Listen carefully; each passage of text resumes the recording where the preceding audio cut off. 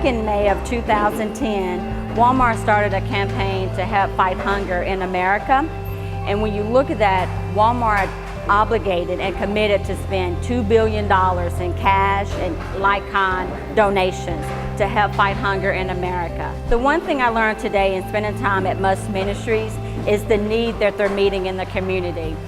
After we prepared the food here, they gave us a tour of the facility.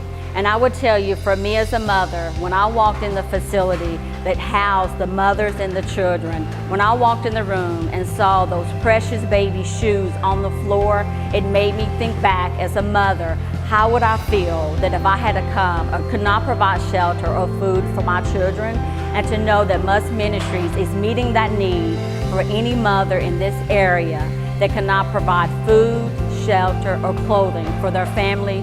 This is a ministry that is needed for this community. I want to challenge any local community organization, but more importantly, my corporate peers to get involved with MUSTMinistries. This ministry, not only does it serve the hungry, the homeless, but it does it for women, their children, and also men that may be homeless and in need for shelter and clothing and food.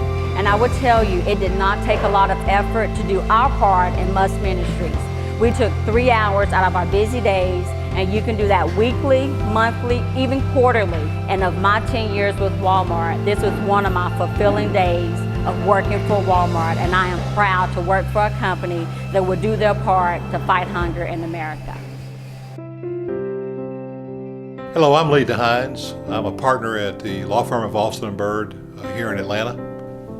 My wife and I have been involved with MUST for 20 years, which I know is half of the time that MUST has been in existence.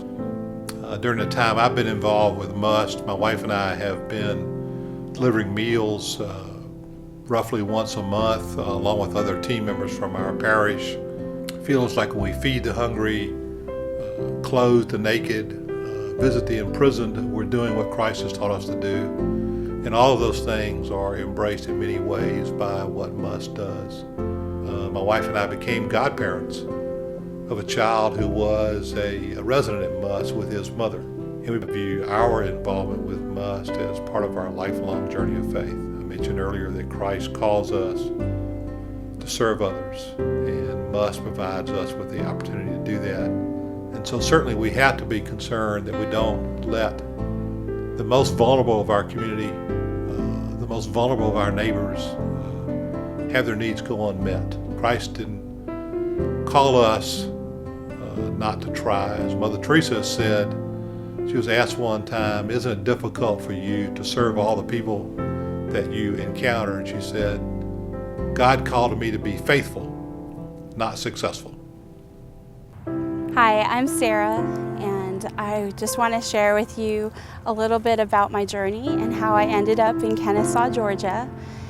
I grew up in Los Angeles, and I have a son. His name is Ben, and he was born in 1996. And in 2002, Ben's dad died in a car accident, and I was pretty devastated, and I wanted to just escape and get out of Los Angeles and all memories of that incident, and I just needed to get far away.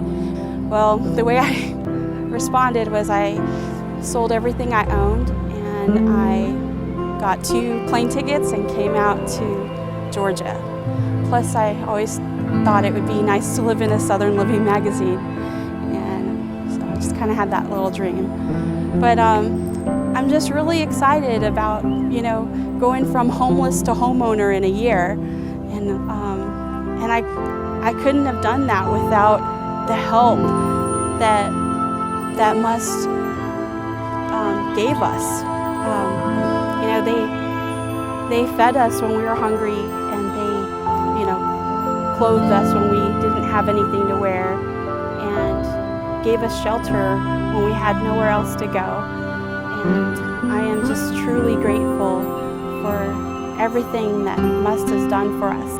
If you knew how much that ministry changed our lives and gave us hope and a future and the tools to go out and